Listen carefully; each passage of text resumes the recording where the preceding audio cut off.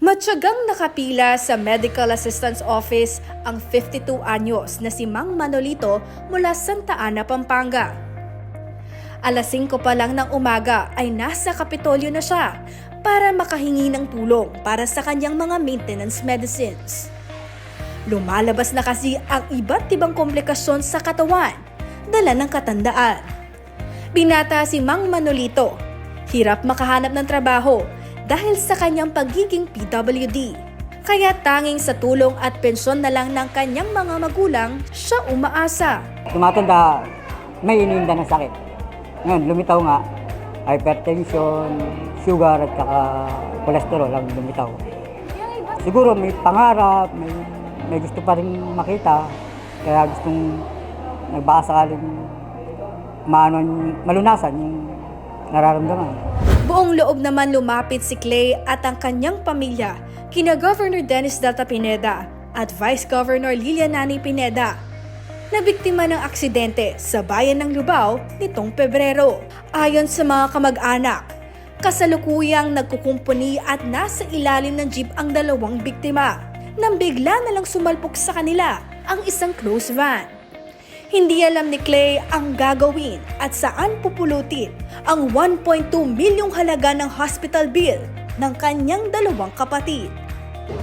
Bali po kasi tinakbuhan nung naka-aksidente hanggang ngayon po, nasa PMS pa po sila. Wala po silang pambayad ng bill.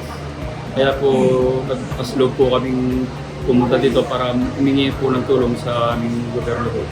Yung pong bill maalos umabot na po ng 1.2. Yung pong nautang namin umabot ng kalahating milyon. Kaya po yung remaining po nasa 500 plus. Hindi nabigo sina Mang Manolito at Clay dahil agad-agad sila ay natulungan ng Kapitolyo. Mabibigyan ng pambili ng maintenance medicine si Mang Manolito habang tumulong naman sa pagbabayad ng hospital bill sina Gov Delta at Vice Gov Nanay sa dalawang kapatid ni Clay. Muna kang Gov, and then kang nanay, pagpatuloy din ng masanting programa na maragula sa para senior, PWD, po ara talagang indigent kakay. Pagpatuloy damo. Number 1, Delta. At nagpapasalamat po ako sa Diyos. Pangalawa po sa aming mabait na gobernador at saka kay nanay po. Sana po marami po pong taong makulong. Siyempre po napakalaking pera po nito. Hindi po biro-biro.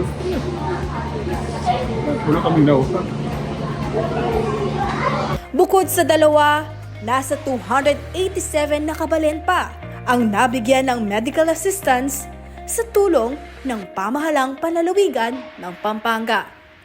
Para sa Balita Pampanga, Luis Rutao.